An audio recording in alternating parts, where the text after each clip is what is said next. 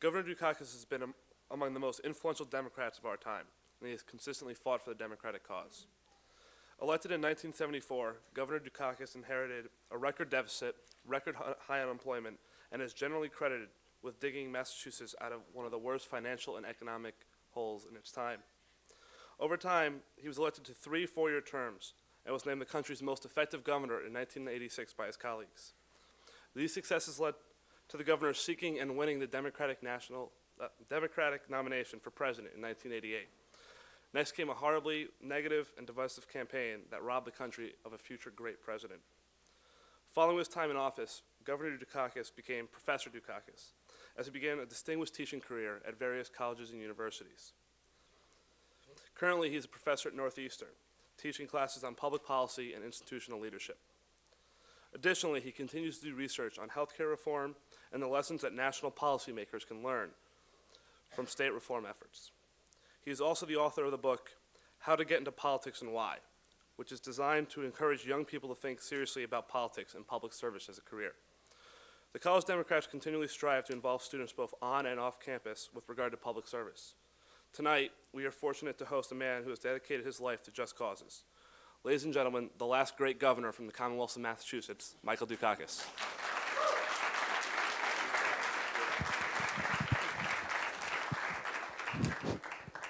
Thanks, Justin, very much, and thank you all. Can you hear me, everybody? Great.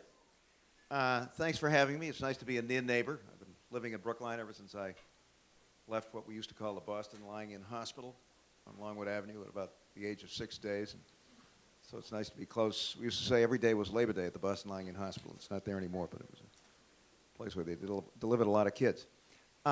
Anyway, good to see you all. I'm delighted so many of you are here tonight. And what I'm going to do is try to keep my remarks at you fairly brief and then kind of open it up and have at me. I mean, you want to talk about the Middle East, I'll be happy to talk about the Middle East. If you want to talk about why we can't insure 45 million Americans, I'll be happy to talk about why we can't insure 45 million Americans.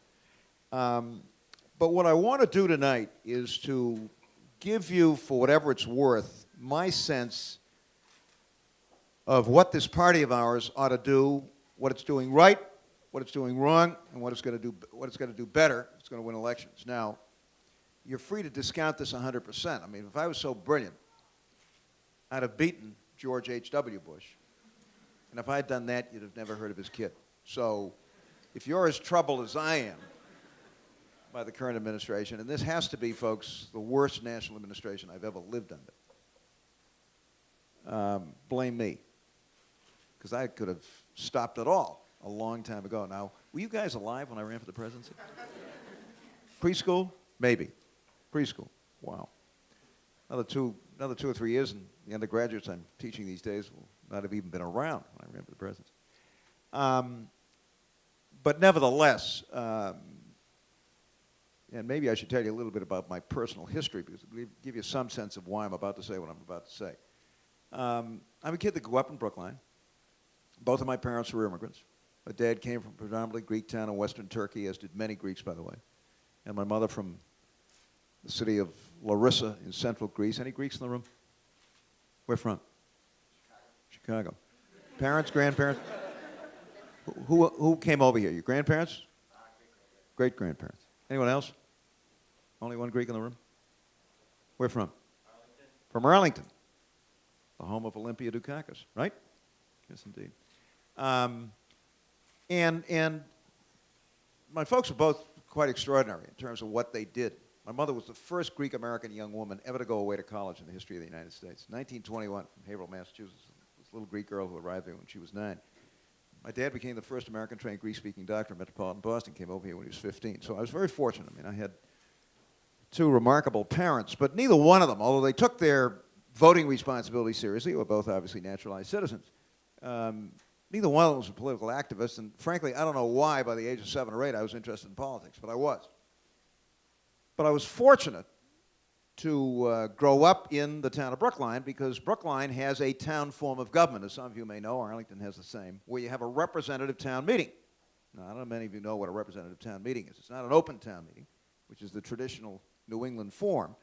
When a lot of these towns, Brookline, Arlington, Weymouth, and a lot of other places, Framingham, got big and began to have populations of several thousand people, they were permitted to create a representative town meeting, not an open town meeting. And so the representative town meeting in Brookline is really a town legislature of 240 people.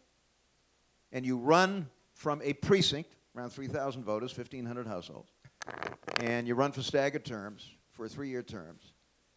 And when I was in law school, I decided to run for town meeting. Rang every doorbell in my precinct, stood in front of the polling place for 13 hours, and frankly, if you do that, and there isn't something radically wrong with you, you're going to get elected. So I was elected. And then a year later, with a lot of other young Democratic town meeting members, because I grew up, when I was a kid, Brookline was 5-1 Republican, if you can believe this. Newton was 8-1 Republican. But it was a town in transition politically, and a bunch of younger Democrats had also run and got elected to the town meeting. And we kind of came to the conclusion that the existing Democratic organization wasn't doing much. They were nice people. They weren't doing much. And so we decided we'd run a slate against them. And since I was the ringleader in this, and we won 35-0, I became the chairman of the Democratic organization. Now, I didn't have to kiss anybody's ring. There's no ticket of admission. I mean, this is the most open political system in the world, folks. And then 2 years later, when there was a vacancy in the legislature from the town, I ran and went out and rang every doorbell in the town. 6 months, up and down, up and down, up and down, 12 precincts, 12 precinct captains, precinct organizations, the whole 9 yards. Did all 23 T-stops twice, you know. I mean, it was an on-the-ground campaign. I got elected. So when I tell you that I am rather obsessively committed to grassroots organization, you can understand why. And without it, statewide, I wouldn't have been elected dog catcher, let alone governor. I mean, we had grassroots organizations that were the best we've ever had in this state. I had 70,000 people out knocking on doors. And I don't mean in the last 2 weeks, folks. Now, some of you know how our nominating process works around here. We have caucuses to elect delegates who then go to a convention. And you've got to get at least 15% of the convention vote in order to go to the primary. When Ed King and he had beat me in 78. We were back for the great rematch in 1982. When King and I ran against each other for that nomination, on a cold Saturday afternoon in February, which is when we have our caucuses, we had 110,000 people show up at those caucuses. Now, fortunately, 70 or 75,000 of them were for me. But you don't get 110,000 people to leave their homes and go out and sit. And I don't know how many of you have been in a caucus, but you sit and you go through, it's kind of a mini convention at the local level. You don't get people to do that without a hell of a lot of organization. And if you're going to turn out 110,000 people in February, you've got to get started back in the spring and summer of the previous year. So these campaigns of mine used to begin in the spring or summer of the year before the election year. And of course, when you get 70, 75,000 people to the caucuses, those are the folks who are going to come out of those caucuses and come out of the convention in June and just go to work at the precinct level. And when I say at the precinct level, I mean every precinct has a precinct captain and 6 or 7 block captains, each of which is responsible for 200 households. This is not rocket science, folks. But if you're serious about grassroots organizing, that's the way you do it. And now, thanks to the internet, we've got an incredibly effective organizing tool in the form of the internet. I mean, when I was running for governor, we had to spend 20 to 25% of my campaign budget on the grassroots campaign. On what? On postage, on telephones, on all kinds of stuff. Thanks to the internet, you don't have to do that. Somebody sends you $50, he or she's online, right? From that point on, you can communicate, recruit, call meetings, furnish them with voting lists, training. You don't have to pay for literature. It's all in the machine, right? I mean, you can have a piece of literature on 25 different issues. And all that precinct worker has to do after they've had their first visit with that household, kind of get a sense of what they're interested in, go back, hit a key, out comes whatever it is that you're looking for, back you go to your folks who you've just contacted, ask them to read it, come back. And good precinct organizations develop ongoing personal relationships with the voters. Not only that, but if any of you have done this, you know that you pick up volunteers every time you do it. Because there are a lot of people out there who really have been kind of saying to themselves, hey, I want to get into this, but they don't quite know how. And suddenly somebody in the neighborhood knocks on their door and says, So not only do they become potential contributors, they become potential precinct workers. And that's particularly true of young people. I mean, I never went out when I was running for the legislature. I never went out and didn't pick up 3 or 4 volunteers every night. Mostly young people. And most of whom had never personally met a politician in their life. But they had heard something about me, were interested, wanted to get involved. And that's what happens. That's the way you build a party. That's the way you recruit volunteers who ultimately themselves begin to become a part of the process.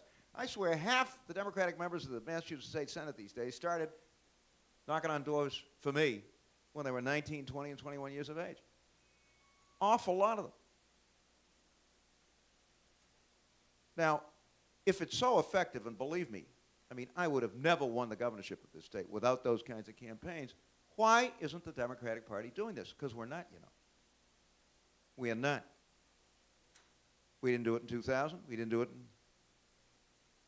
2004. Now, you may say, well, Dukakis, if you're so brilliant, why don't you do it in 1988? We did it in some states, not in enough states. Not in enough states. But we didn't do it in 2004, folks. Wasn't done in Florida. Wasn't done in Ohio. Not the way I'm describing it. Every precinct, no matter where it is, who it is, urban, suburban, exurban, rural, and you got to do this on a 50-state basis. No exceptions. Look, if you concede 35 states to the other guy, what do you think the other party's going to do? They're not going to pay any attention to the 35 states you've conceded. Hell, they got them, right? They're going to concentrate their resources on the remaining states. That's just a dumb strategy. And don't let anybody tell you we don't have the people to do this. Any of you know how many contributors John Kerry had last year? Want to guess how many individual contributors he had to his campaign? Want to guess? 2 million.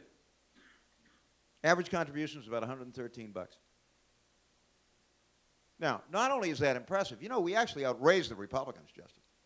We outraised them in terms of money with all of their wealth.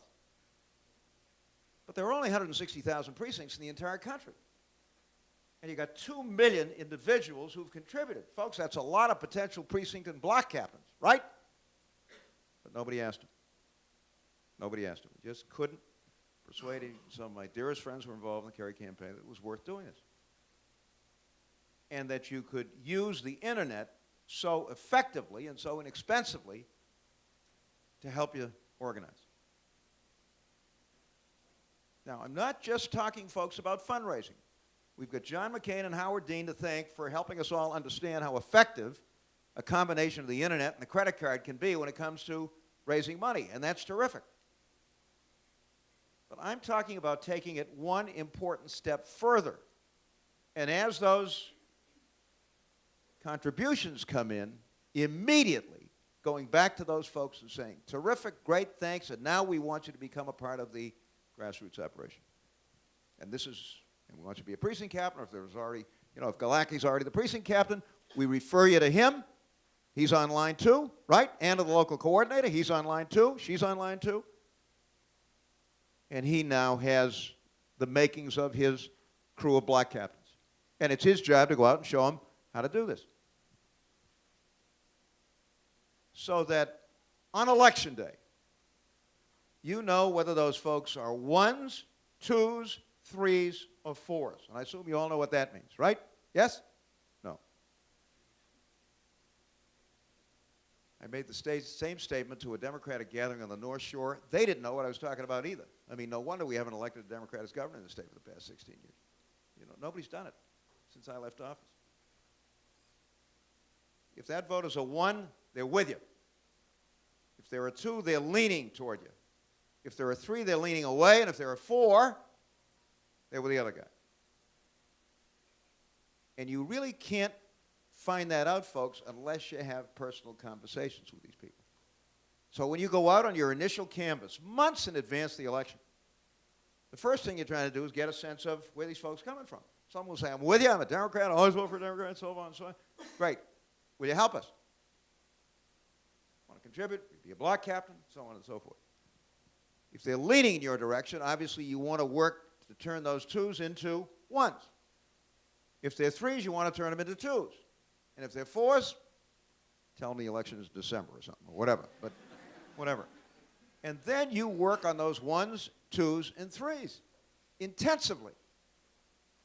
So that by election day, and I'm not kidding, you literally know how every single one of those voters in your block, in your precinct, whatever your territory is going to vote. And then you make sure that those ones and twos get to the polls. If you've got to have cars in front of their houses waiting for them, by appointment. That's the way you win elections. Now, don't get me wrong, message is important. TV is certainly important. Having a strategy for dealing with an attack campaign that's coming at you, which I utterly failed to do in 1988, and it's the reason I lost, is very important. I mean, all those things are important. I'm not suggesting they aren't. But if you don't have this kind of grassroots organization, at whatever level, governor, Congress, United States Senate, presidency, you're giving up 5 to 10 percentage points. And don't take my word for it. There are a couple of academics at Yale who have been studying this for a long time. Some of you guys may have actually seen their stuff. They're online. And they've done this very carefully and very scientifically, and they'll tell you a good grassroots campaign is worth 5 to 10 percentage points easy, and there aren't too many elections that I've been familiar with lately where people have won by more than 5 or 10 percentage points. Can we agree? Especially when it comes to the presidency. And I don't have to tell you that elections matter. I spoke to the American Constitution Society chapter at Northeastern Law School this afternoon. This is the progressive alternative to the Federalist Society.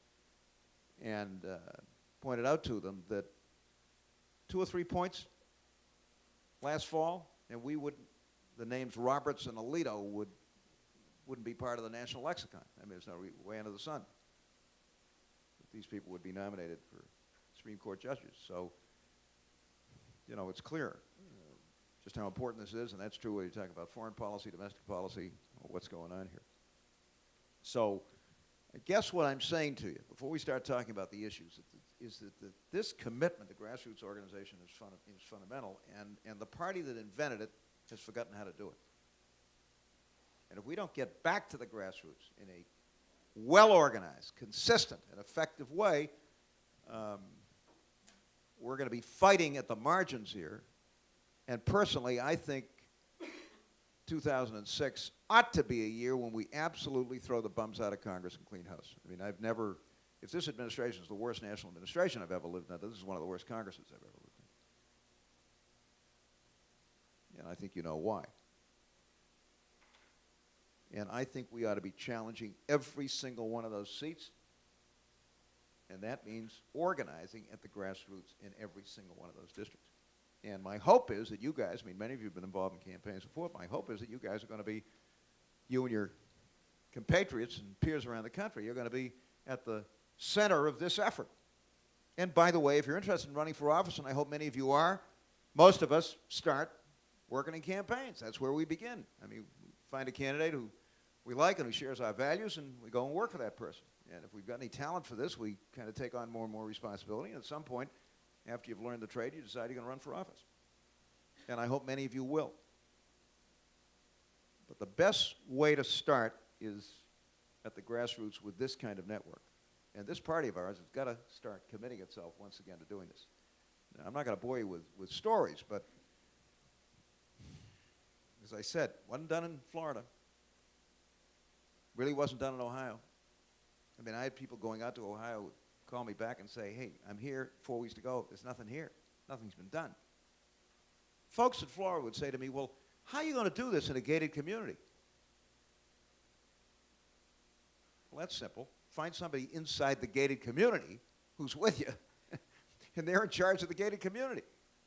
People will say to me who've never done this, well, is it safe? You know, what kind of reaction will you get when you're doing this? Generally speaking, with a few exceptions, people really welcome this. They really do. It's fun. And it's effective.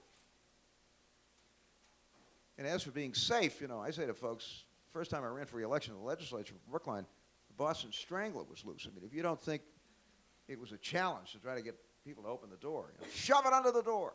And then I'd kind of wait, and then you'd hear about 3 locks being unlocked in a chain, and people would kind of peer out at you. But all kidding aside, I mean, it's a lot of fun.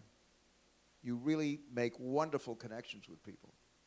And best of all, you get a lot of folks involved in this process who otherwise wouldn't, because nobody's knocked on their door.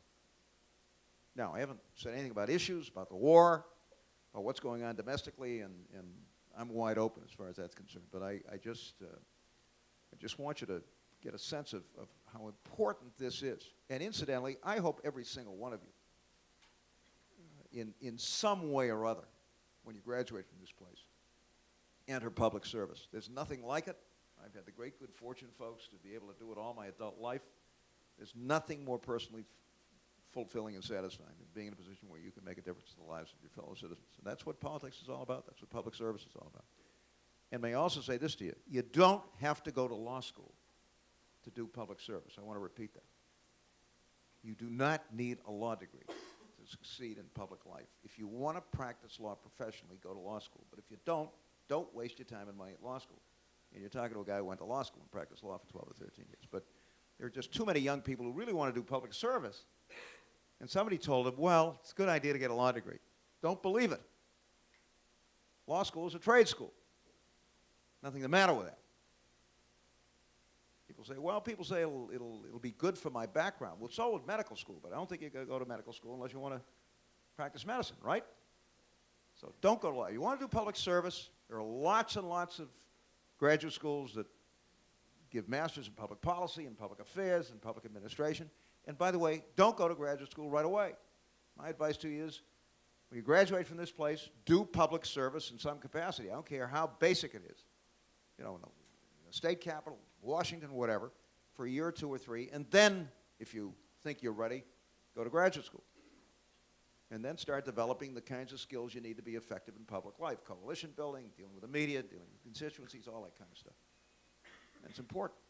But please, don't go to law school unless you want to practice law professionally. Do yourself a favor. I get more calls from students I've had who I've given this little speech to, and they kind of ignored it. And they're either in the middle of law school and they're bored out of their minds, or they're practicing law for 2 or 3 years. Call. And I always know, hi, how are you? Okay. What's the matter? I'm getting bored. If you want to do public service, folks, let us train you to be first-class public servants. But don't waste your time in law school unless you want to practice. Anyway, questions, thoughts, reactions on what I've said or anything else? And if you want to know what I think ought to be happening in the world, be happy to, you know, as I've said, this is the worst national administration I've ever lived under, one of the worst Congresses I've ever lived under. And elections matter. Elections matter, folks, as we're seeing every single day. We've got a lot to do. People say to me, well, what's the message? Democrats haven't got a message. I think it's very simple. We've been embarrassed abroad, and the little guys get screwed every day here at home. And most of us are little guys. That's my message. I don't know what your message is. And it's our party that's got to straighten that out. And I think this coming year is just going to be I think the American people are fed up. They're finally beginning to figure out what's been happening to them. It's our job to go out there and persuade them to vote for some very good people and change the Congress and get ready for the change in administration. So, questions, thoughts, reactions, comments, criticisms, whatever. Yeah. I wondered if you could speak a little bit on your reactions to the current administration's reactions to Hurricane Katrina. To what? Katrina? Well, you all heard that. What was my reaction to Katrina? Well, it was a fiasco. Why was it a fiasco? Because this is a crowd that ideologically just doesn't believe in government as an instrument for doing things and for doing good things. And so they not only disparage it, but they put people in positions of responsibility who are utterly incompetent. And that's what happened at FEMA. Contrast Clinton's FEMA director, who was a pro, one of the best we've ever had. Why? Well, Clinton had been governor. So, of course, at Bush. But Clinton understood that you may not win political points from having a first-rate emergency management agency, but you can surely get killed if you don't have one. And you would think that this Bush administration would have learned from the first Bush administration, which screwed it up royally. They had an acting FEMA administrator for 13 months. He wasn't a bad guy, but was nobody to be running FEMA when Hurricane Andrew hit. Where are my, here's a Miami person. I don't have to tell you what happened. It was a disaster. So who did George W. Bush, pick as his first FEMA administrator? Any of you know? Who was it? Who was the first guy? Not the second guy, the Arabian horse guy. He was a different guy. But who was the first guy? This guy named Joe Albaugh. Who was Joe Albaugh? Well, he had been Bush's chief of staff and his campaign manager in the 2000 campaign. Nothing against that. I guess he's a pretty good campaign manager. What does he know about emergency response? Nothing. Any of you know what happened to Albaugh? Well, he was the FEMA administrator for 2 years. He's the guy who was Brown's buddy from college or something and brought him into the agency. Then Albaugh went out and set up his own lobbying firm. And now represents who else? Halliburton, Kellogg. By the way, both of them have gotten huge, multi-million-dollar hurricane contracts. I thought these guys did whatever they do, energy, right? No, they're in the hurricane business these days. I'm not kidding you. And this guy's making millions lobbying the administration that he was working for. So he brings in Brown, who doesn't know emergency management from whatever. And the guy was utterly incompetent. He was just out of his league. But that's not all, folks. Now, I don't want to give you I happen to be obsessively pro-transit and pro-rail, as well as obsessively pro-grassroots, as you probably know. And if this metropolitan area's got the best transit system in the country, and I think it does, I'll tell you, I had something to do with it. I was the guy that rode the T to work when I was governor.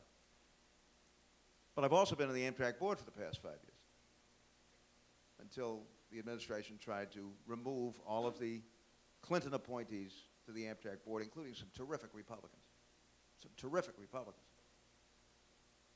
Well, we recruited, as the new CEO of Amtrak, the best railroader in America.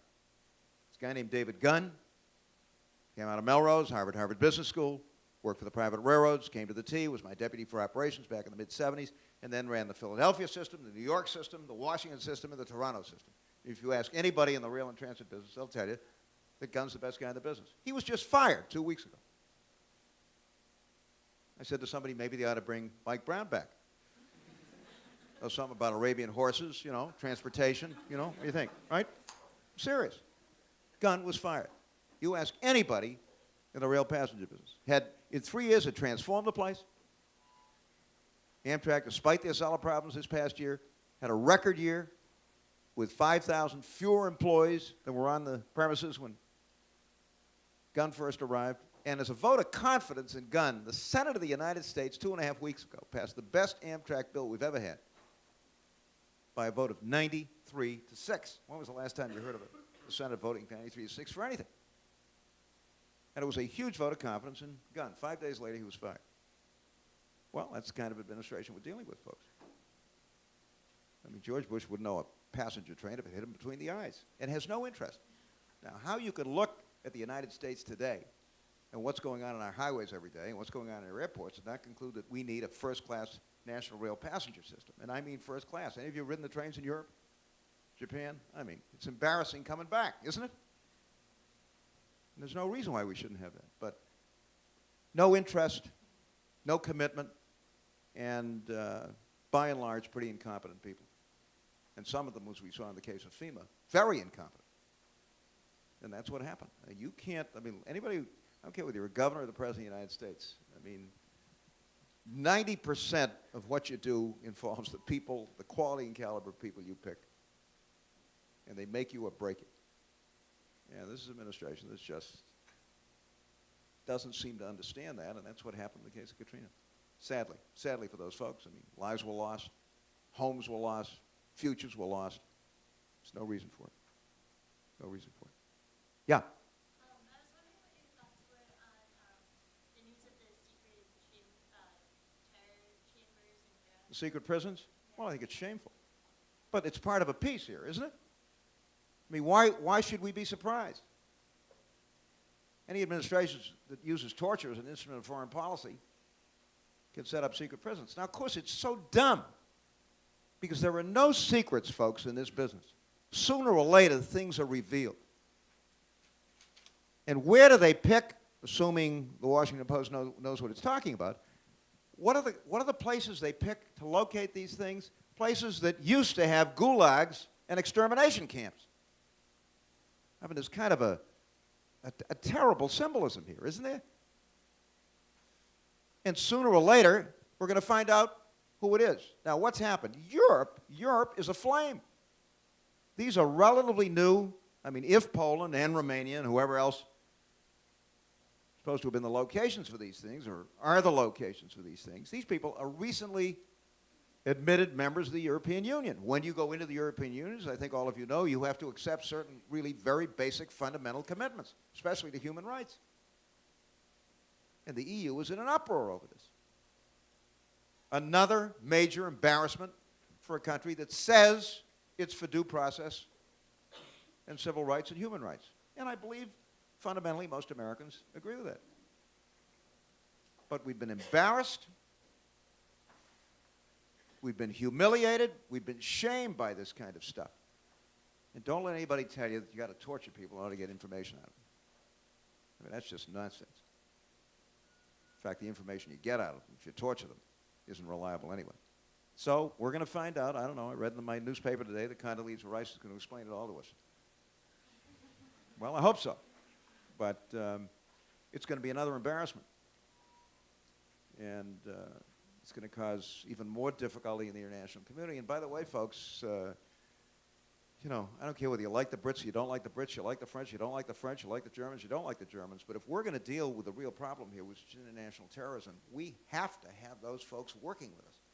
This is an international terrorist movement. The U.S. by itself can't deal with it alone.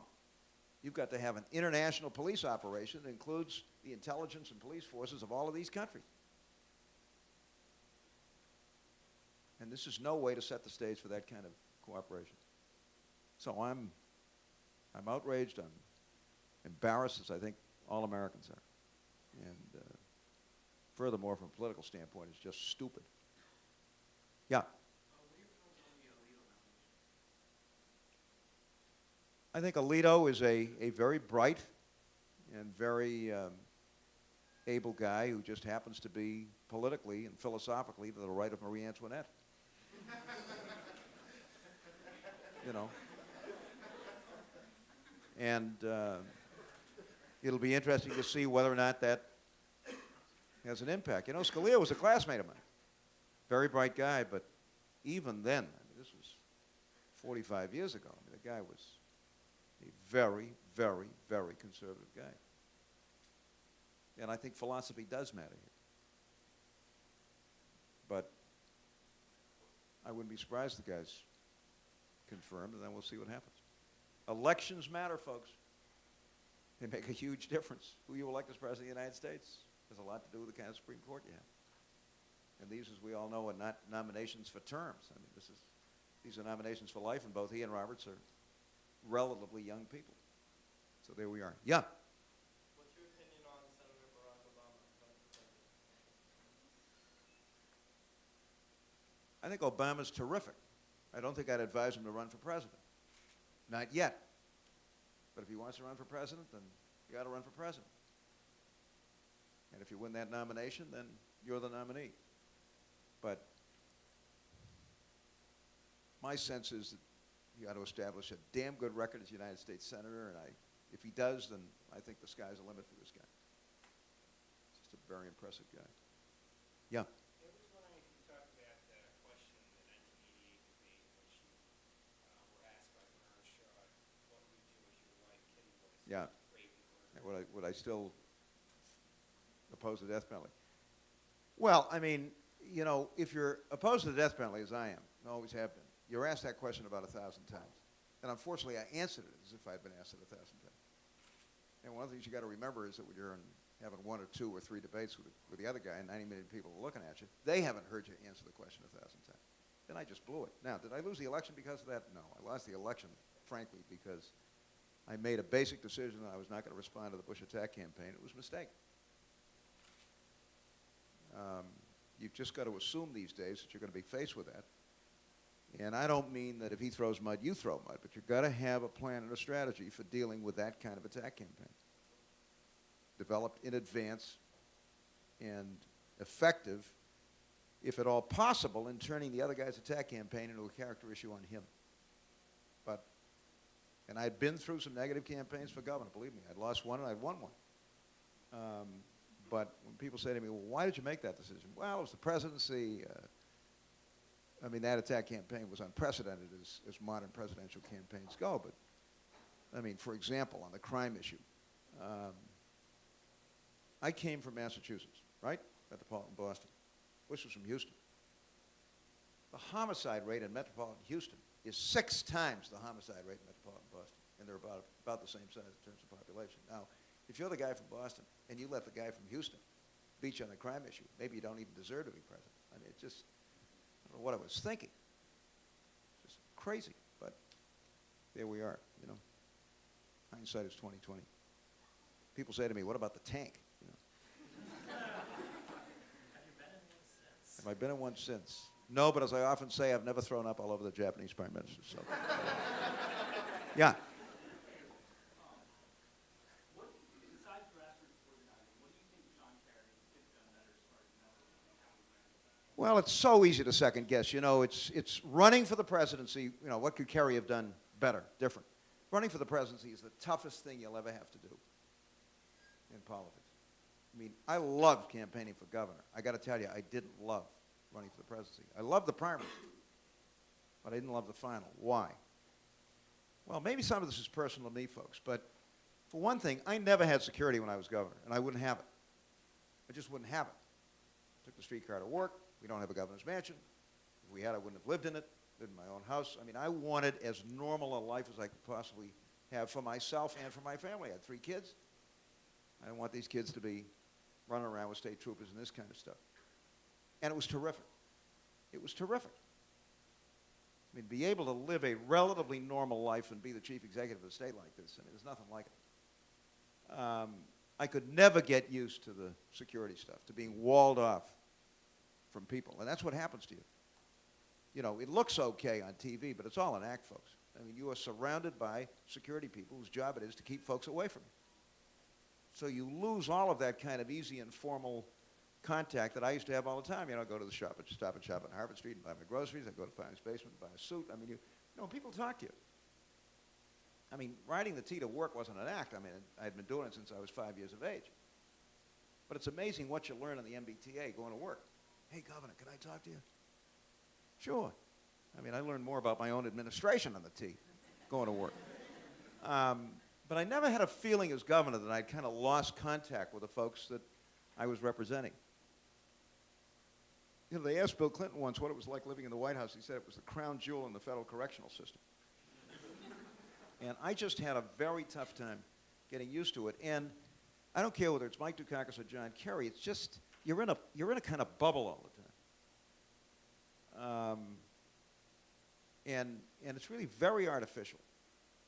And so trying to get a sense of, you know, what are folks thinking about out there? What are they feeling? I mean, there isn't that kind of personal connection that you have in every other office if you want it and seek it and arrange your life or organize your life in a way to do that. So I approach your question with great humility. Look, if John were here tonight, he'd tell you the biggest mistake he made was his position on the war. I mean, here was a guy who ironically had become known because he was a Vietnam combat veteran who came back and said the war was the wrong thing to do, and yet for some reason couldn't make the same judgment on what I thought was just a flawed plan to invade Iraq. If John Kerry had made the same speech that Ted Kennedy made on the floor of the Senate, I think he'd been elected president of the United States. But, you know, he just could never kind of give people a sense. And then the flip-flop stuff started. Now, the biggest flip-flopper in American politics today is George Bush. I mean, this guy flips and flops. He's against the 9/11 Commission. He's for the 9/11 Commission. He was against the Department of Homeland Security. He's for the Department of Homeland Security. And you could go on and on. But somehow they made this tag stick because of John's inability to kind of take a position and stick with it on the war. And I think that became, unfortunately, the defining issue for him. And this is a guy that doesn't flip and he doesn't flop. I mean, he's had the most consistent record in the Senate of the United States of anybody who's been there. So there we are. But, you know, he knows it and he regrets it. But none of us is infallible, and we all make mistakes, and that includes presidential candidates. Yeah. What do you think are the main issues that Democratic candidates for governor in Massachusetts? One of the main issues for a Democratic candidate for governor, well, every campaign is a referendum on the incumbent. Now, this incumbent is gone. I mean, he's, you know, Bill Bulger, who some of you have had and some of you will have, referred to Romney as a migratory bird. He's here, he's gone, right? He's in Utah, he's back, he's gone. And this is not a serious administration. I mean, I don't want to give you a litany of what's happening, but I mean, our infrastructure's falling apart. You know, we've got, I don't know that we'll ever resolve this health care issue with this guy in charge because he won't bite the bullet. I mean, you cannot have universal health care, folks, unless you require all employers and employees to contribute. It's as simple as that. And so, you know, without, I mean, we've got, I don't have to tell you, we've got a serious housing crisis in the state. We're the only state in the country that lost population last year because young people like you guys can't afford to live here.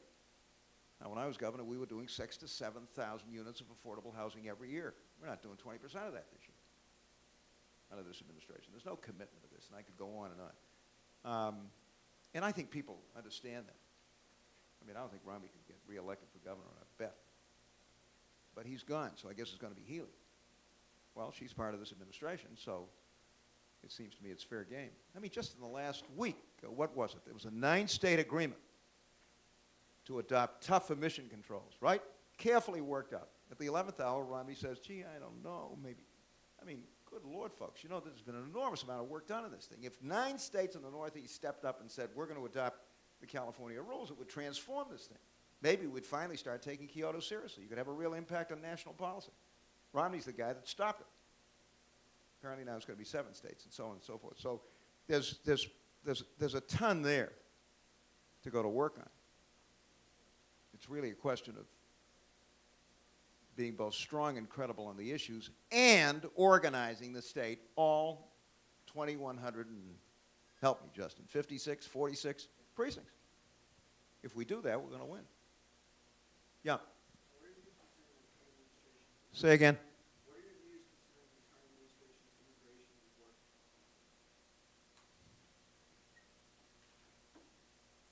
I think the approach that Senators McCain and Kennedy have embraced in the bill that they are co-sponsoring is probably the way to go. Now, having said that, let me also say this. In 1986, Congress of the United States, on a bipartisan basis, worked very hard on the 86 Immigration Act.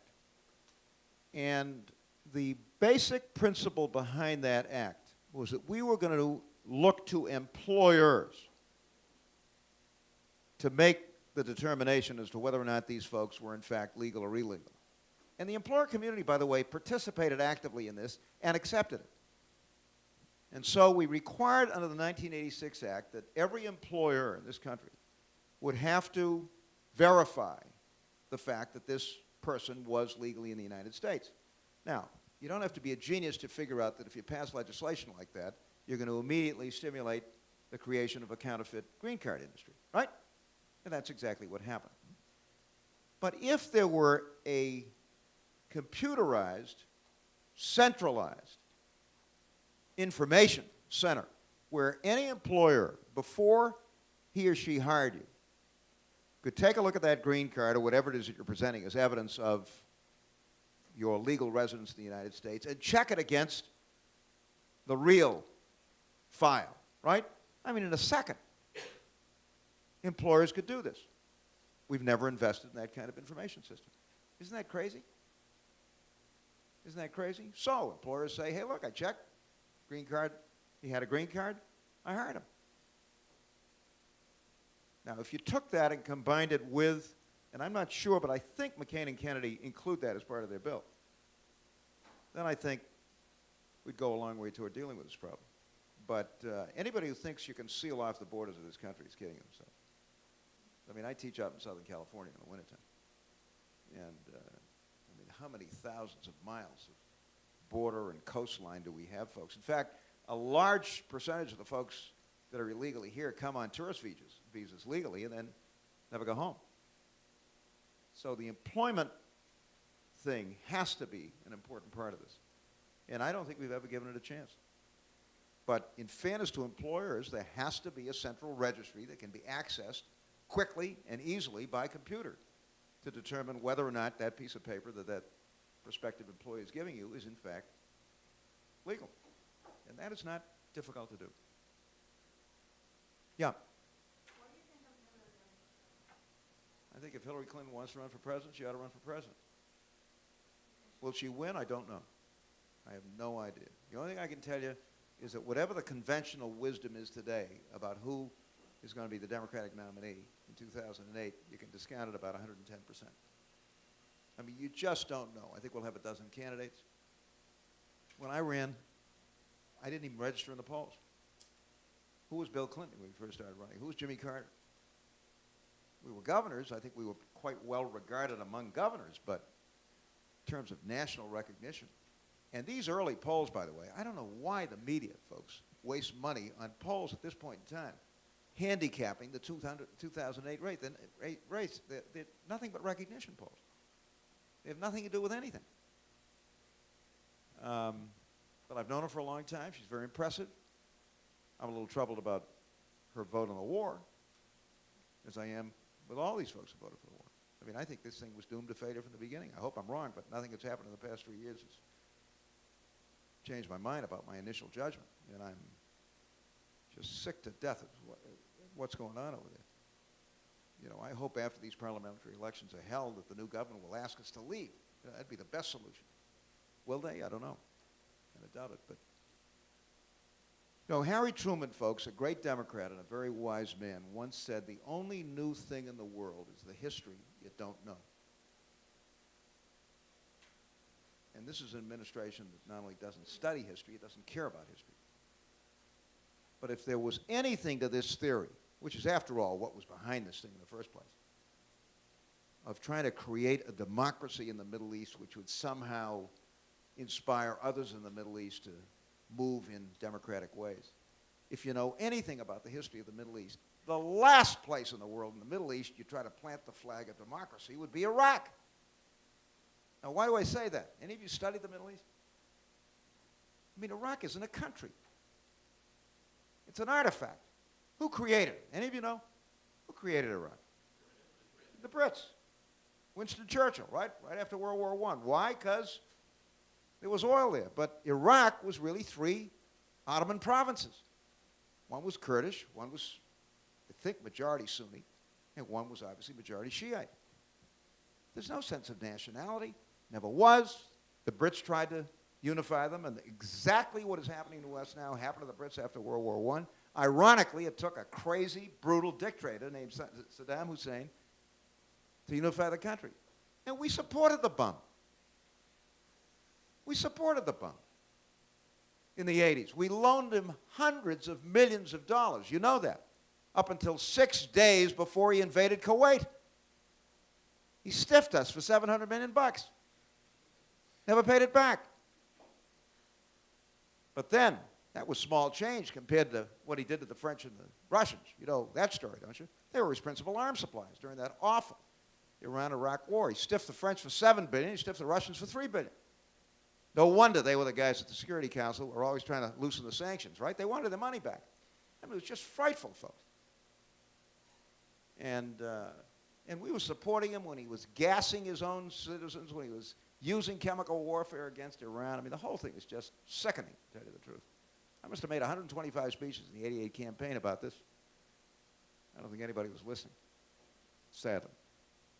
So, you know, this, I mean, I don't know whether this idea that you try to encourage a particular place to become democratic, but if you're going to do that in the Middle East, try Turkey, try Jordan maybe, but Iraq? Never made any sense to me at all, folks. And of course, it had nothing to do with weapons of mass destruction. Any of you read Paul O'Neill's book. Any of you know who Paul O'Neill is or was? Secretary of the Treasury. First Bush Secretary of the Treasury. Very impressive guy, by the way. O'Neill was a career federal civil servant for some 17 years. In fact, I first met him when he was the associate director of the OMB under Jerry Ford. And just a very smart, non-ideological guy. You wanted the facts? You went to O'Neill. And he was recruited, interestingly enough, out of government to run Alcoa, and he did a terrific job. And then came back as Secretary of the Treasury, and then he was fired by Bush because he kept telling Bush that running up these huge deficits was a bad idea.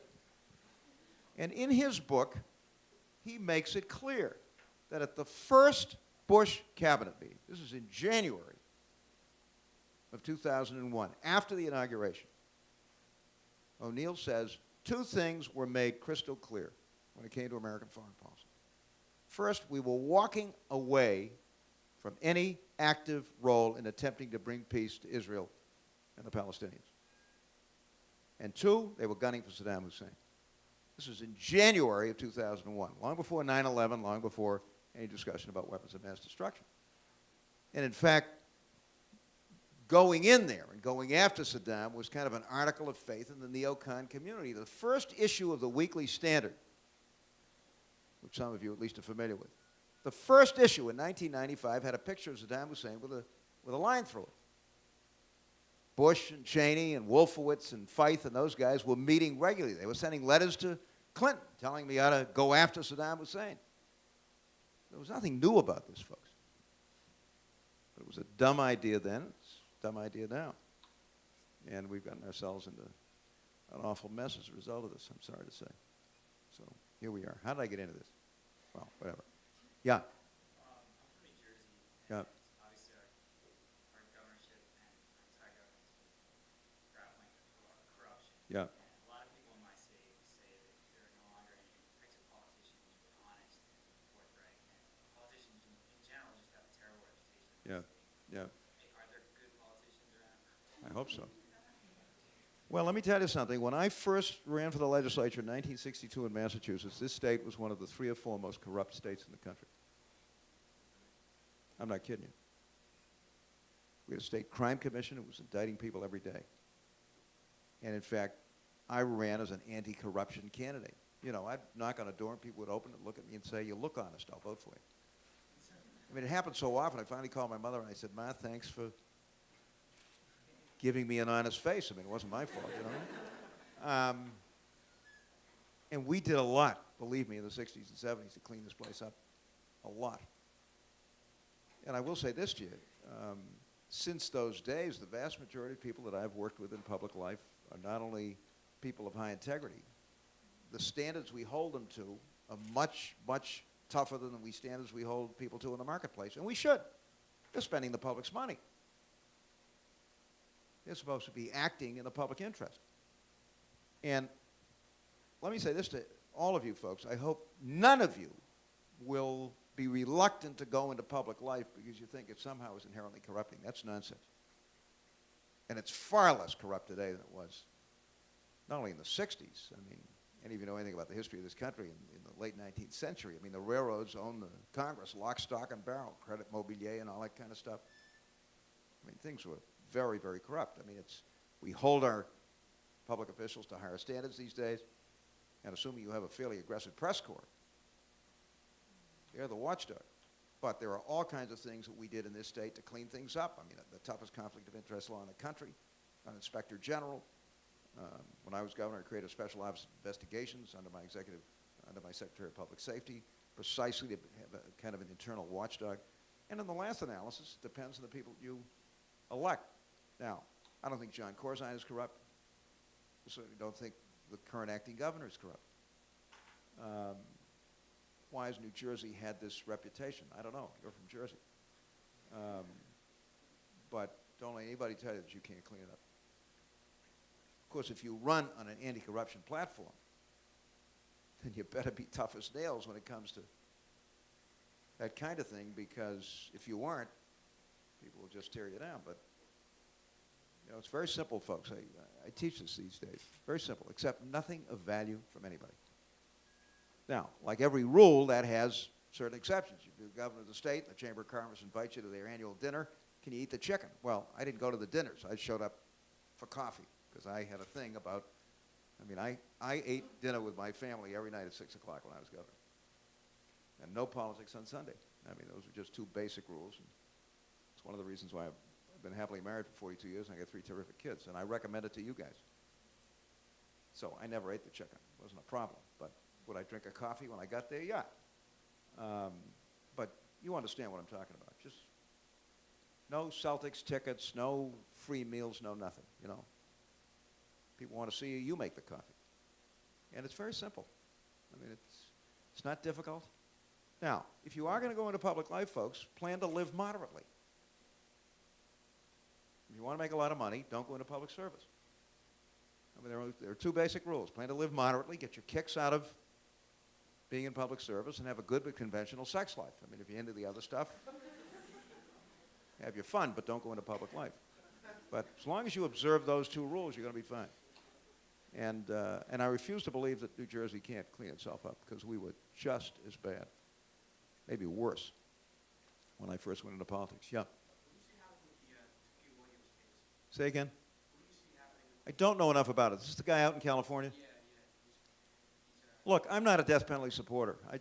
I'm for life without parole and enough of this, I think you just end up with these endless cases. There are now 650 people on death row in California. They've been there, this guy's been there for what, 20 years or something? I just don't think it makes any sense at all. You certainly can't prove to me that it's a deterrent when Houston's got a crime rate 6 times what we have, and they've executed 330 people in Texas in the last, whatever it is, 10 years, 12 years, 15 years.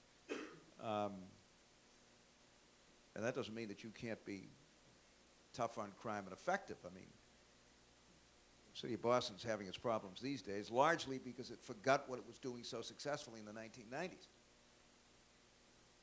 So you've got to take law enforcement seriously, you've got to take crime seriously. But, we get ourselves into these things. Here's a guy who apparently has fundamentally changed his life. Well, under those circumstances, you take that into account. I think you ought to, but then Texas had a woman, you remember, who had become very religious, seemed to have changed her life and so forth. Bush executed her anyway. But I just assume forget about the death penalty and get serious about other things. And by the way, at the same time, see what we can do to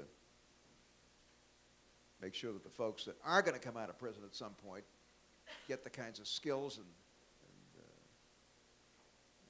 change their behavior so that when they come out, they'll behave responsibly. Part of the problem in Boston right now is that all these folks that we sent to jail 10 or 12 years ago are coming back. There are 400 inmates who return to Boston every single month from the state's correctional institutions, folks. 5,000 a year, 60% of them with no parole supervision. And at least since I left office, efforts to provide these guys with employable skills to deal with their substance abuse problems. 90% of the folks in jail in this country are there because of substance abuse problems, directly or indirectly. It's always been that way. But if you don't do anything while they're sitting there, don't be surprised they go out and start beating people up and shooting them up and dealing drugs and doing what they were doing before they got there. Yeah. I'm not familiar with your religious background, but how did that play into politics? Look, I grew up and am a member of the Greek Orthodox Church. And anybody who grows up in the Judeo-Christian tradition, it seems to me, has to be powerfully affected by that. A great deal of what I believe politically and what I believe, what I've tried to do in my political life has everything to do with that. On the other hand, as we're discovering, for reasons I'm not sure I understand, and maybe you guys understand it better than I do, there are an awful lot of folks these days who call themselves Christians, but seem to have embraced a form of Christianity which I just don't understand now. There aren't too many of you, I assume, who are members of the Greek Orthodox Church here, but it's a fairly traditional Christian church. But I was always taught that you didn't go to heaven unless you did good works on earth. And then when I was a kid, I spent a lot of time hitchhiking all over the United States. I must have covered 40,000 miles hitchhiking. And I was hitchhiking, in many cases, through the South. And this is back in the 50s. when I was a student and then a graduate. About the time of Brown versus Board of Education. And I'd drive, we'd be picked up by white guys in the South who would tell me that they had been saved at a revival meeting 3 or 4 weeks early and described it in great detail and had accepted Jesus Christ as their personal Savior, and then would go on in the next breath and say, and their kids were never going to school with nigger kids as long as they were. And I'm sitting here saying, now wait a second. How could you accept Jesus Christ as your personal Savior, whatever that means in the evangelical part of Christianity, and at the same time have that kind of an attitude toward fellow human beings whose skin happens to be a different color than yours? I never understood it. I never have. There was a billboard, I think somebody told me in Seattle, saying Jesus would never have supported tax cuts for the rich. He wouldn't have, he was a guy that threw the money changers out of the temple, right? He was a radical of his time. His message, at least as I interpret it, as my church interprets it, was a message of profound responsibility for your fellow men and women. And if you didn't accept that responsibility and act on it, then you were not a good Christian. At least that's the religion I grew up with. And it has a great deal to do with what I believe and what I've tried to do in my public life. But I just don't understand this other thing. I just don't quite get it. And I guess we better try to figure it out. Because it's certainly very different from the kind of religious environment in which I was brought up. Yeah. Yeah. With regard to Europe, what do you think Europeans and Americans can learn from each other when it comes to foreign policy? It's a good question. What can we learn? What can Europeans and Americans learn from each other when it comes to foreign policy? The first lesson, it seems to me, and it's one that it took me a long time to learn myself, folks, is that if you're going to be an effective public servant, you've got to be a good listener. And I would say that no matter what level you're functioning at, whether it's local, state, national, or international. You've got to approach public life with a certain amount of humility. Now, you've got to have an ego. It's not an easy business. You don't have a certain amount of confidence. And if you aren't, by the way, an optimist, don't go into politics. If you don't believe that good people working together can make a difference, then you're in the wrong business. But, yeah, we're very powerful. But as we're now seeing, sadly, there are limits to our power, right? Even the most powerful nation in the world has limits. And I think one of the things we've got to do is listen better. And I say that for all of us. We've got to study history. I think Europeans study history and learn from it, as Truman suggested, much better than we do. I don't know how, maybe they're doing a better job of teaching this these days, but I think I speak for most Americans when I say that I know little or nothing about Islam, virtually nothing about the Muslim religion. I remember I was teaching undergraduate public policy 3 or 4 years ago, and the Turkish-American community here in Boston invited Kitty and me to a Ramadan dinner. They knew that my dad had grown up in Turkey, and there's been this Greek-Turkish thing, and I'm one of these guys who said, this is kind of nuts. We have a lot more in common than we have separately, and Greeks and Turks ought to be meeting with each other instead of these age-old antagonisms and stuff. So we were invited. I didn't even know what Ramadan was. I had this vague sense that it was a holiday. I didn't know what it meant. What was a Ramadan dinner? And it just turned out that I had one of my students was a Pakistani American. Parents were Pakistani immigrants. He was from Miami, as a matter of fact. And at the end of the class, after I got this letter, I said, Ali, will you come up here? And as the class was breaking up, I said, you're Muslim, aren't you? He said, yeah. I said, I need some help. What is Ramadan? He said, I'll send you something. So he sent me 5 or 6 things off the internet describing Ramadan. Well, one thing led to another. It turned out that the dinner ended up as a 350-person party for Kitty and Mike Dukakis, and I brought Ali with me. And when he graduated, he gave me a gift. And it was a book by a guy from Georgetown, who I think is supposed to be an expert on Islam, which is basically Islam for dummies, like me, No, kind of, and it was an eye-opener. Because in point of fact, as those of you who have studied the Muslim religion know, it's part of the Judeo-Christian tradition. It's part of that history. We have a lot of the same beliefs and so forth. The overwhelming majority of Muslims are moderate people. Regrettably, they have fanatics, and we have fanatics. And as I say to my Jewish friends, Sadly, it was an Israeli fanatic who assassinated Yitzhak Rabin. Had that not happened, I think we'd have had peace today in that part of the world. So we all have our extremists, but I think studying history and learning from people in Europe who've got a much longer history than we do. That doesn't mean that you agree with everything they say, but had we spent a little more time listening to these folks, we might not be in the kind of mess we're in today in Iraq.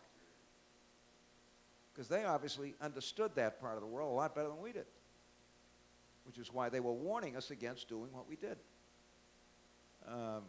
So maybe it's a sign of advancing age on my part, but I think listening, learning, and respecting your allies is very important. I mean, this anti-French stuff. Look, if it weren't for the French folks, we might still be a British colony. You know that. If you don't know that, you haven't studied American history. So I think we've got to approach these folks with mutual respect. We've got to listen. We want them to listen to us as well. And as I pointed out, if we're going to deal with international terrorism, which is really the single most important threat we face internationally these days, it's got to be done with an international police operation that includes police and intelligence forces in every single one of these countries. I mean, they've had to deal with terrorism long before we did. The Brits, the French, the Germans, the Spanish. And their intelligence and police forces know a lot about this. So we've not only got to work with them and collaborate with them, we've got to learn from them and listen. And I don't get a sense that this administration and the people that currently lead it really understand that. You know, they think they're inventing history. Sorry. What about the other way around? What do you think the Europeans? I want them to listen to us and respect us too. I mean, I think it's got to be a relationship of mutual respect, but it's got to be mutual respect. You know, we can't say, well, see you later. But by the way, we need you when it comes to terrorism, right? And by the way, if you're not with us, you're against us. That was the other thing. You know, if you're not with us on Iraq, then, well, in this case, it seems to me they knew a lot more than we did. And we just didn't spend much time listening to them. Yeah. Do you believe that this administration and the other Republican politicians in Washington are representative of the majority of Republican voters? Of Republican voters? Well, I think they're probably representative of what I might call the kind of hardcore Republican voters these days. You know, I worked in Massachusetts with some terrific moderate Republicans who were great people, terrific to work with, people of very high integrity, and folks with whom I worked on all kinds of stuff when I was in the legislature, when I was governor, first time around. None of them are in the Republican Party any longer. They've all left. Some of them become Democrats, some of them just said, the hell with it. It's not my party anymore. But what troubles me isn't that. It's that we aren't getting the folks in the middle. That's what bothers me. And we should. If you go out and take a poll, folks, on 6 or 7 or 8 of the major issues, some of which I've already mentioned tonight, the overwhelming majority of Americans are with us, you know. You know, do Americans believe that working people and their families ought to be guaranteed basic health insurance? What do you think if you went out and took a poll? Any idea what the number would look like? It's about 94%. It's about 94%. And, you know, I could go through a whole litany of these things. You know, increase the minimum wage, you name it, right? Overwhelmingly with Democratic positions, but they're voting for George Bush. That's our failure. That's our failure. But when it comes to the folks that seem to control the Republican Party, I mean, these days I think probably whatever the administration is doing is representative of them. Yeah. What's keeping the Democrats from voting? What's keeping the Democrats from voting? Well, a lot of them voted. A lot of people voted. More people voted than had voted in previous presidential elections. We're still, you know, lucky to get 60% of the eligible voters in this country to vote for the most important political office in the world. But here again, not to sound monotonous, I mean, you want people to vote? You've got to knock on their doors. You've got to make it important to them. Americans are not apathetic. But a lot of them don't vote because they don't think it makes a difference. If we can't persuade them it makes a difference, particularly after the last 5 years, then shame on us. But you got to go get them. You got to organize them. You got to help them understand just how important this is. We're not doing that. Yeah. I had the pleasure of actually attending both the Republican and the Democratic convention in '04 as a member of the press. And I noticed there's a stark contrast between those two events. The Democrats focused a lot on optimism. I think the New York Times recently, I think that the word used most at the Democratic primary or the Democratic convention was jobs. Yep. Whereas I think at the Republican one, it was carry. And I can tell you what they did at the Republican one. They had 4 days of speakers who Right. belittled John Right. Kerry. I mean, Right. make him like inhuman. Yep. And then scared everyone. Right. Saying terrorism, terrorism, terrorism. Only George Bush can save us. Yep. Now, my question is, I know that you were saying that you wish that you responded to more Right. negative attack. Obviously, the Democrats took a big opportunity in '06 with the midterm elections, and there's a lot to criticize from the Republicans. Do you think that Democrats should run their campaigns more on criticizing Bush, or do you, and the Republicans and kind of status quo, or do you think that they should focus on more optimistic message of job creation? Do you go after Bush as kind of a symbol of what? Failure and this kind of stuff? I think you got to do both. Now, I wasn't close to the New Jersey campaign, but I gather that one of the things Corzine did very effectively was to tie this guy Forrester to Bush. And Forrester himself, the day after the election, said, I lost because of Bush. Now, I don't know whether that was true or not, but at least the Republican nominee for the governorship thought that. Yeah, look, I mean, if you've got a Republican administration whose record is becoming increasingly abysmal, I think you've got to make that an issue. On the other hand, you've got to have a positive message of your own as to what you think this country needs and what you're going to do to try to get it. I think you do both. Yeah. It seems like whenever the Democrats, right, it was universal health care, like Clinton did in the 90s. Yeah. People started screaming tax increases, Yeah. long lines. Yeah. What are some, do you think, rational ways and pragmatic ways the Democrats are talking About about health care health care? and getting more people covered?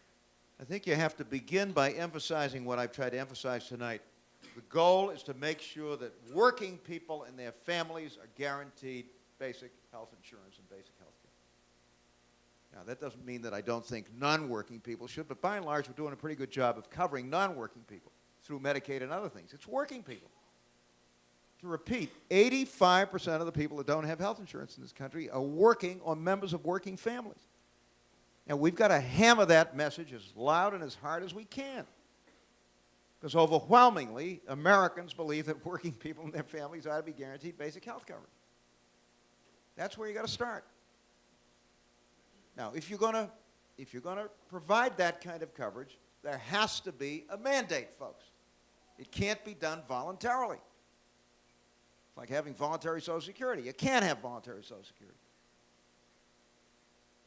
And there are only 2 mandates. I mean, some people are talking about an individual mandate. That is not a serious proposal.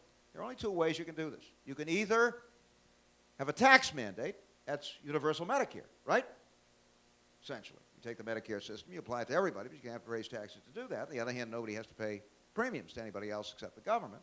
Or you do what Richard Nixon proposed in 1971, and the state of Hawaii has been doing since 1974. Anybody here from Hawaii?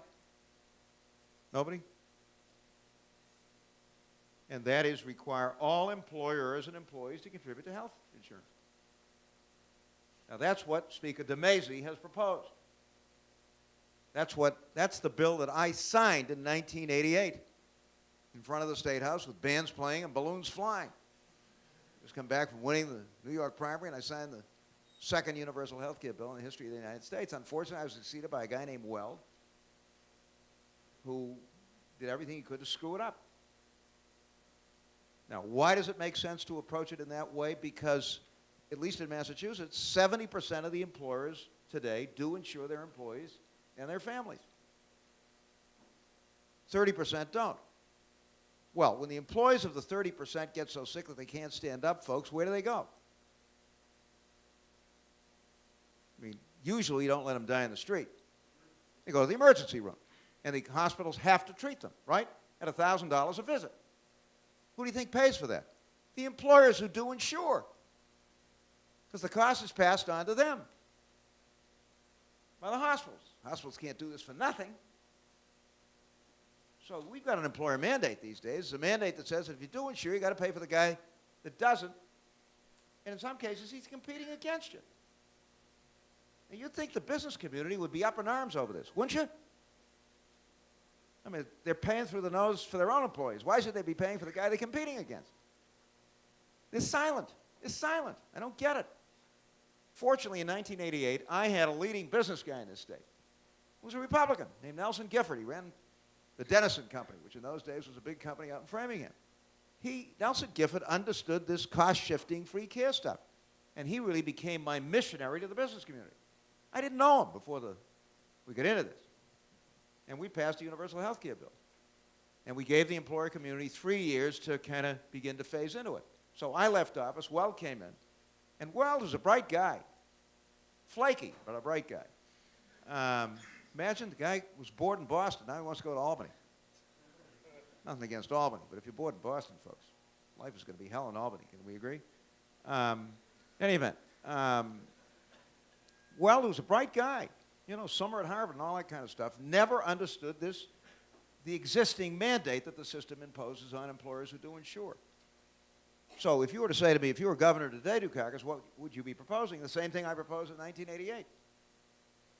And then if people are temporarily unemployed or otherwise uninsured, then you expand Medicaid or mass health, as we call it in Massachusetts, on a sliding scale basis, and you provide them with coverage.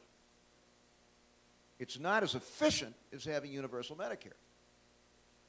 I mean, Medicare is a very efficient system, folks. You're aware of that.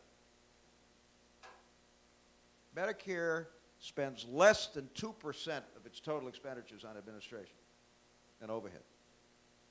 The private system must spend, I don't know, 20, 25, 30. It's huge. I don't know of a single doctor who doesn't have 2 or 3 people on staff just collecting from 160 insurers. It's a terribly inefficient system. But if you don't want to go the universal Medicare route, then the next best thing is essentially what Nixon proposed. And he did, you know, in 1971. That's what he proposed. Universal mandate on employers and employees with expanded Medicaid. I'll take either one. Yeah? He did everything he could to stop the effective implementation of the employer mandate, and I regret to say he convinced the legislature to keep extending the deadline, extending the deadline, extending the deadline. Then they decided they wanted to insure all kids in the state, a worthy goal. And in order to do that, they raised the cigarette tax 50 cents. And they wanted to build a very strong coalition behind this, including the business community. So they finally basically went to the business community. Well, by the way, was opposed to that. So they went to the business community and said, look, we'll back off on the employer mandate if you support the 50-cent increase in cigarette tax and support this children's health bill. And the business community basically took the deal. And as the principal sponsor said to me, I said, what are you doing, John? He said, look, unless we get a Democratic governor, we'll never get universal health care. Let's face it. And I couldn't disagree with that. So what? So today, Massachusetts has one of the lowest percentage of uninsured kids in the country. It passed. Oh, it passed. Well, vetoed it because he was against taxes, even cigarette taxes to pay for children's health insurance. But he was overridden. I mean, half the Republicans voted to override it. So they managed to get that through, but we still have over 500,000 people in this state who are not insured. That's about 120,000 more than when I left office. And we have 46 million in the country at large, all of whom are ending up in the emergency room, folks. The emergency room has become the primary doctor for millions of Americans. It's inefficient, it's expensive. These folks all ought to have a doctor.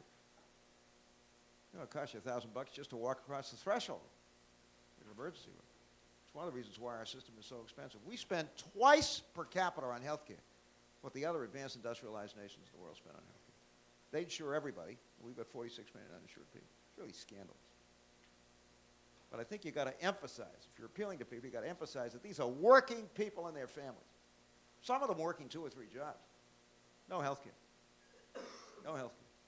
Yeah? What do you think about deficiencies in public education, particularly the deficiencies in Boston public education? Like, I've experienced, like, the kids who go to school in Boston, the kids who are on Metro going to places like Wayland and stuff like that. Yep. I mean, the kids in Boston are like a year behind sometimes in writing and reading and stuff like that. Well, let me say this, just to give it a little perspective. You know, your parents and grandparents will tell you how wonderful the schools were back when they were kids. Don't you believe it for 1 minute. When Kitty and I were getting out of Brookline High School in the early 50s, any of you know what the high school dropout rate was in this country? Want to guess? Back when the schools were terrific and nobody got pregnant and everybody behaved and all that kind of stuff, right? Any idea? Over half the kids in this country, folks, never finished high school. 70% of the minority kids never finished high school. That was back when the schools were so wonderful. We made huge progress in our schools, not to mention the fact that they're at least legally desegregated. Now, are we making progress in Boston? Yeah, we're making progress in Boston. But are there gaps between the education you get in Boston and the education you get in Brookline or Lexington or Newton? Sure there are, no question about it. And one of our jobs is to do everything we can to eliminate that gap and to bring these Boston kids up. So that, I mean, I'm a supporter of Metco, but in point of fact, I hope we'll arrive at a day when kids in Boston will want to stay in Boston, go to school in Boston, because the schools are so good. Now, there's some great schools in Boston. Latin's terrific, the exam schools, and so on and so forth. And there are a lot of very good schools in Boston. Don't kid yourself. But there's still this so-called achievement gap. And there are a lot of ways to deal with it. I mean, I don't know how you guys feel. Don't assassinate me for saying this, but I've become an increasingly strong supporter of the notion of the extended school day. I mean, why do we send Boston high school kids to school at 7:15 in the morning and send them home at 2? I don't get it. Now, you guys don't wake up until 9 anyway, right? No, I'm serious. Just biologically. It's crazy. I mean, kids in Boston are making 3 changes on the T to get to school at 7:30. And then we send them home at 2, and then they get into trouble from 2 to 6. Why not start school at 8:30 and send them home at 5? And have a full day, which includes sports, extracurriculars, enrichment, all this kind of stuff, and really make it a full, rich school day. What do you think of that? What do you think of that? With tutoring, with supervised homework, with a lot of stuff. And by the way, I wouldn't just limit it to the city schools.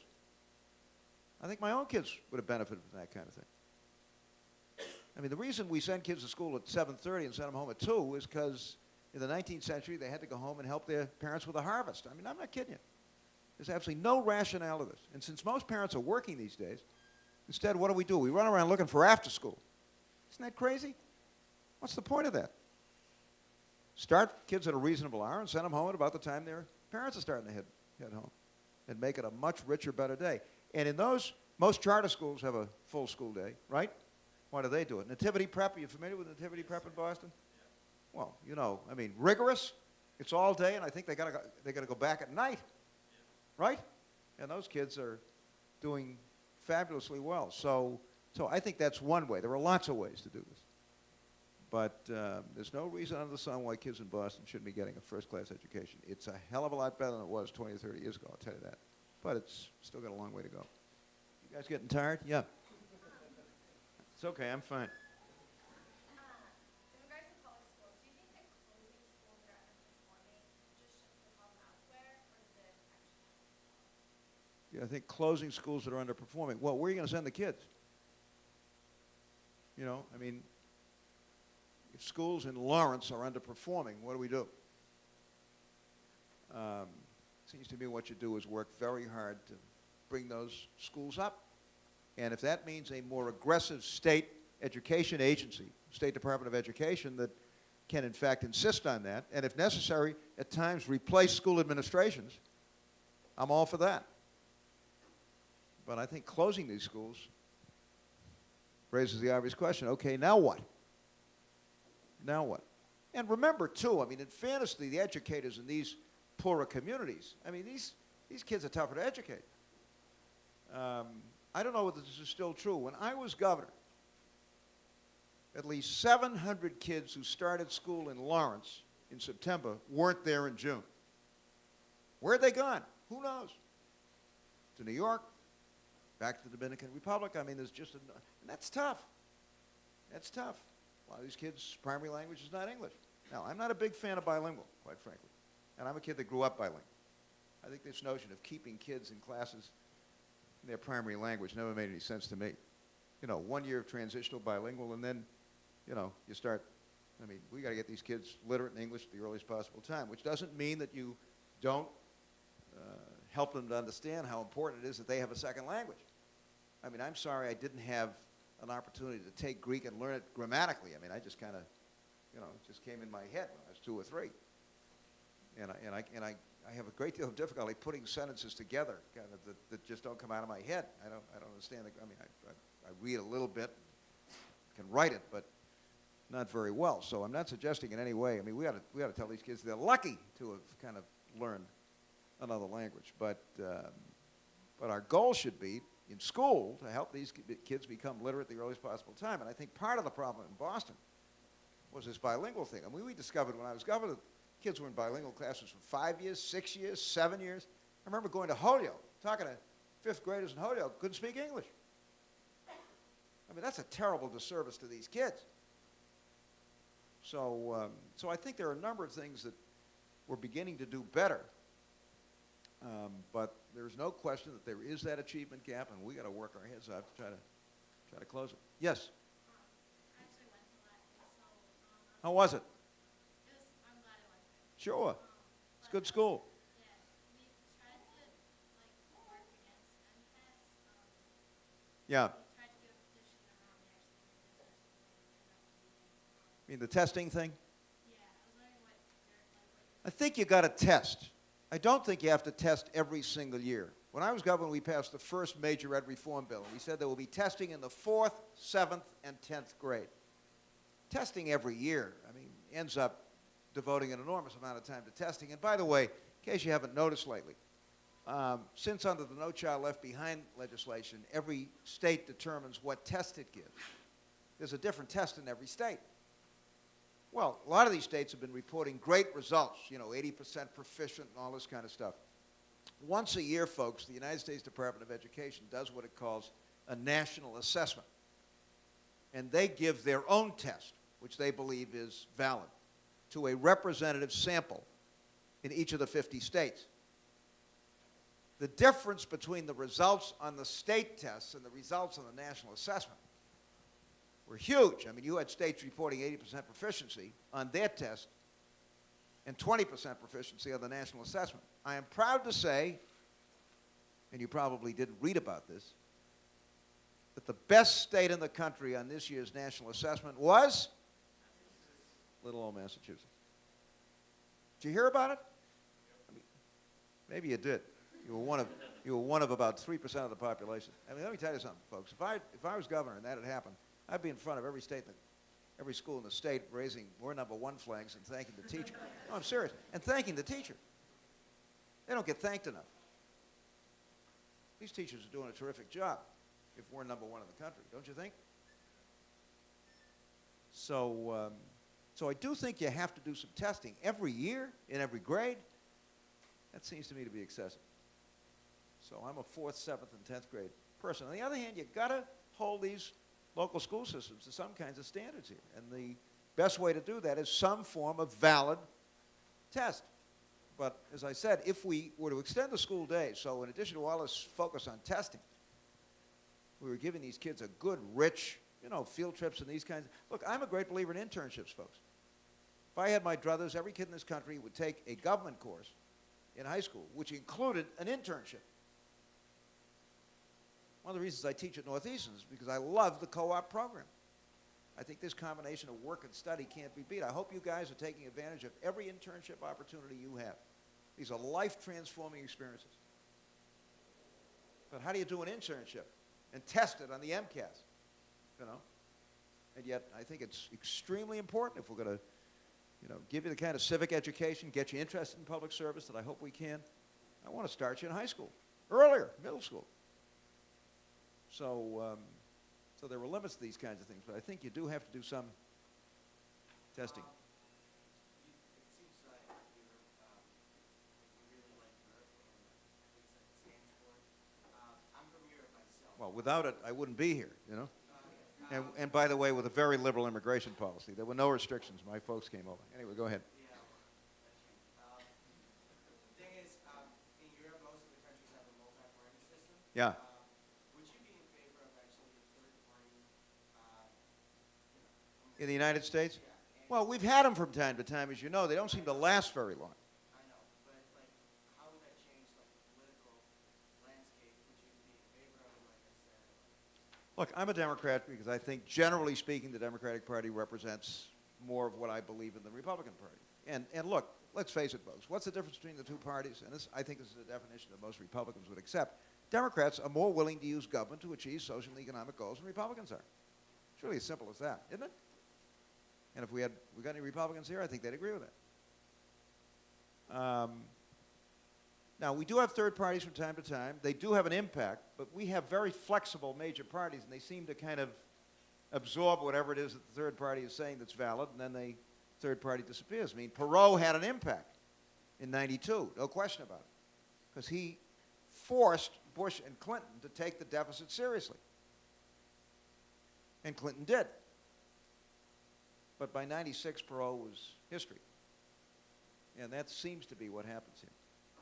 One more question, then we'll wrap up. You guys have been very patient and very good. Well, maybe there is no more questions. There are no more questions. Yeah.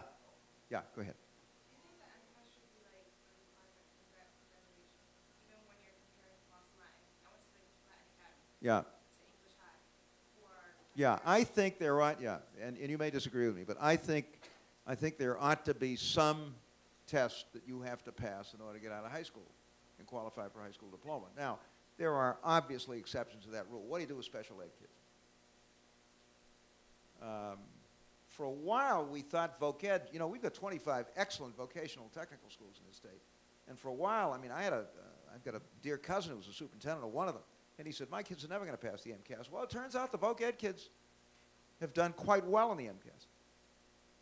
But you've got to hold these schools accountable. Otherwise, you're going to end up with some school systems that just aren't cutting the mustard. But again, you've got to do it with sense, and you've got to do it in a way that doesn't shortchange the other important things that you want to give these kids. And I think you can do both. I think you can do both. Well, you guys have been very patient. No homework tonight, right? I mean, let me just say again, first, it's great to be with you. This is a great institution. I've been at Mara BC for a long time. But I just want to make one last appeal to you folks. I mean, I've had the great good fortune to be in public life virtually all of my adult life. There is nothing like it. There is nothing like it. I can't think of another life that I would want to live. Now, did I have my disappointments? Yeah. I would have loved to have been president of the United States. But don't let anybody tell you that you can't do great things. I mean, what was this Greek kid from Brookline doing? Getting elected to the legislature. Well, it wasn't because I had a big ethnic vote in Brookline, I can tell you that. And I may have already said this to you, but when I first started running for the legislature, folks, it was inconceivable that a Greek American could be governor of this state. Inconceivable. Not because people didn't like us, it wasn't part of the ethnic politics. 20 years later, there was a Greek in the governor's office, that was me. There was a Greek United States Senator, that was Tsongas. There was a Greek congressman, that was Nick Vavoulis from the North Shore. All of us sons of immigrants. So don't let anybody tell you that you can't do a lot and do well. A young Korean American who just moved from Arlington to Boston 3 years ago is now in the city council. And a woman named Andrea Cabral beat a guy named Steve Murphy by 21 points to become sheriff. So there are no excuses. And the opportunity public service gives you to make a difference in the lives of your fellow citizens is just rare. Now, I hope some of you, to repeat, will run for elective office. If that isn't your bag, run campaigns. If that isn't, train yourself as a first-rate public servant. I mean, guys like me are looking for people like you. I'll tell you, there are people that like me and people that don't like me in this state, for obvious reasons. I mean, if you're in politics as long as I have. But I don't think anybody will disagree that I had the best group of people that ever worked in state government working for me.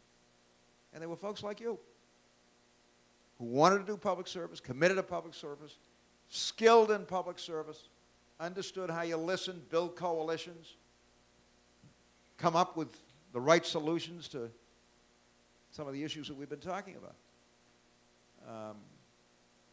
And finally, and to repeat, don't let anybody tell you that you can't set high standards of integrity for yourself and the people you work for and stick to them. It really isn't difficult. And, you know, I'm just sorry I'm not starting all over again. I mean, I think this is a terrific time for you guys to be thinking seriously about this, and I hope you will. Thanks for having me.